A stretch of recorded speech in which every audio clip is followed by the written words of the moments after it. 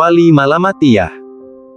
Wali Malamatiyah mungkin tidak populer dan jarang terdengar, namun dalam dunia tarekat memang tidaklah terlalu asing. Kelompok ini muncul pada abad kedua Hijriyah di daerah Naisabur, Khurasan. Menurut Syekh Abdul Wahab Al-Syahrani, di dalam kitab Lawaqihul Anwar fi Tobakat Al-Akhyar, pendiri tarikat Malamatiyah ini adalah Hamdun bin Ahmad Al-Qoshar Al-Naisaburi. Beliau adalah seorang faqih dari kalangan mazhab Asy'ari. Beliau wafat pada tahun 271 Hijriyah, dan dikebumikan di pusara Al-Haidah. Apa itu tarikat Malamatiyah? Kelompok ini disebut dengan Malamatiyah atau Mulamatiyah dan Malamiyah, yang kesemuanya bermakna celaan derivasi dari terma laum.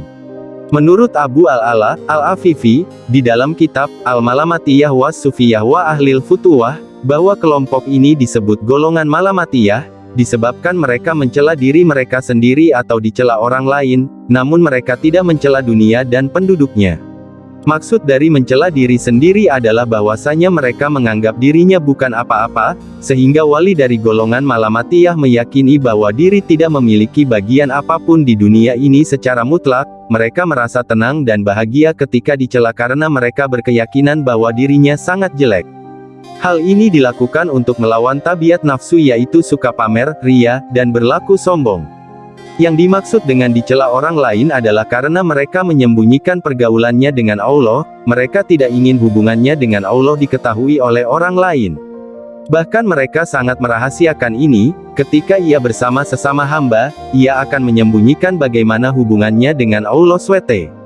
Ketika hubungannya diketahui dengan orang lain, semisal ia mulai dianggap wali, maka ia akan sengaja melakukan sesuatu agar orang lain mencela atau menghinanya.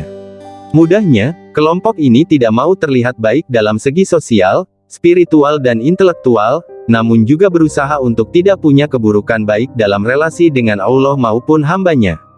Ketika status atau makam mereka diketahui, niscaya akan menganulir framing halayak dengan melakukan sesuatu yang berpotensi dicela orang lain. Jika umumnya orang ingin agar tidak dicela orang lain, beda halnya dengan kelompok Malamatiyah ini. Justru ketika mereka merasa berpotensi untuk dipuji, lantas mereka akan melakukan sesuatu agar tidak jadi dipuji oleh orang. Ibnu Hajar Al-Haytami mengisahkan terkait Malamatiyah. Wali Malamatiyah adalah kelompok tarikat yang selalu menjaga kebaikan hatinya untuk Allah semata, mereka tidak menyukai orang lain melihat amal-amalnya.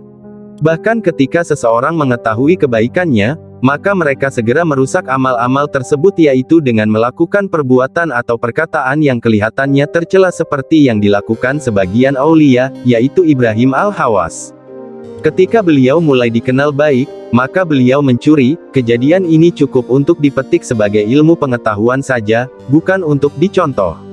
Ketika itu penduduk kampungnya menganggap Ibrahim Al-Hawas mencuri beberapa potong baju kepunyaan pangeran dari sebuah pemandian air hangat. Mereka menjumpai Ibrahim dengan bangga keluar dari pemandian.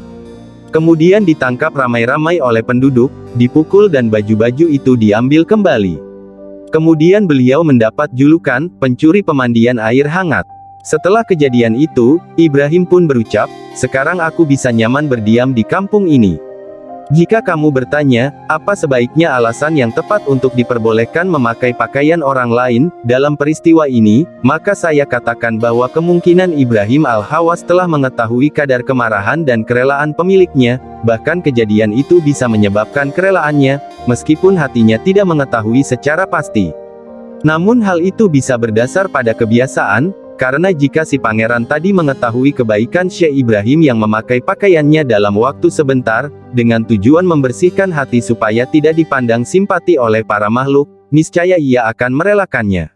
Sungguh Imam Asy-Syafi'i telah menerangkan bahwa diperbolehkan mengambil 1 atau 2 cukil gigi, sedikit, dari harta orang lain, karena pada umumnya kejadian seperti ini bisa dimaafkan. Sementara itu masalah yang sedang kita bicarakan ini lebih penting daripada hanya sekedar mengambil cukil gigi, lagi pula kebanyakan manusia sangat menyukai kaum sufi atau bahkan menjadi pengikut setia dari kelompok mereka, jadi seakan mereka pasti rela akan yang dilakukan sufi. Berdasarkan apa yang tertulis dalam Al-Fatawa Al-Hadisiyah, wali Malamatiyah ini beragama dengan aqallul wajib, yaitu hanya melakukan kewajiban saja. Maknanya, Mereka tidak melaksanakan sholat sunnah qabliyah dan ba'diyah, sebab mereka berkebutuhan untuk merepresentasikan ajaran Islam yang normal kepada orang awam, sehingga mereka tidak keberatan dalam beragama. Bahkan di antara mereka ada yang hanya memakai kaos oblong dan celana pendek saja, guna menyesuaikan dengan masyarakat yang hendak didakwahi, serta menutupi kewaliannya.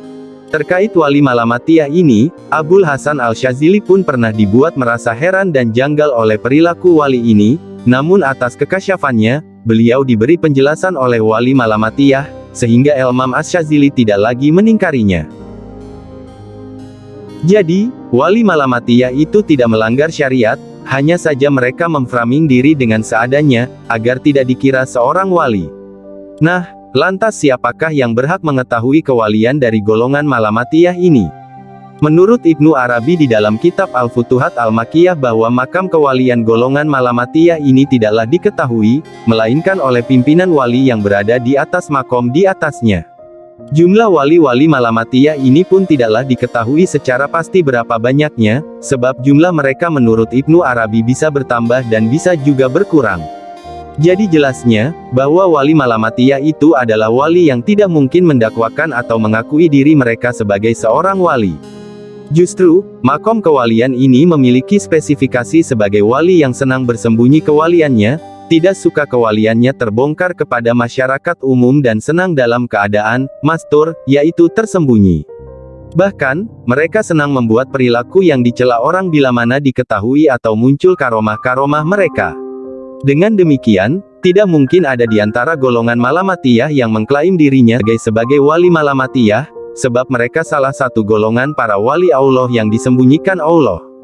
Para wali pada hakikat kata Ibnu Arabi wajib menyembunyikan kewalian dan karomahnya, berbeda dengan para nabi dan rasul yang wajib menyatakan serta menampakkan kenabian dan kerasulan mereka serta mukjizat yang mereka miliki sebagai bukti kebenaran risalah yang mereka bawa. Lalu percayakah Anda semuanya jika Heri Marzuki, gurunya Buya Razi itu seorang wali Mamlatiyah?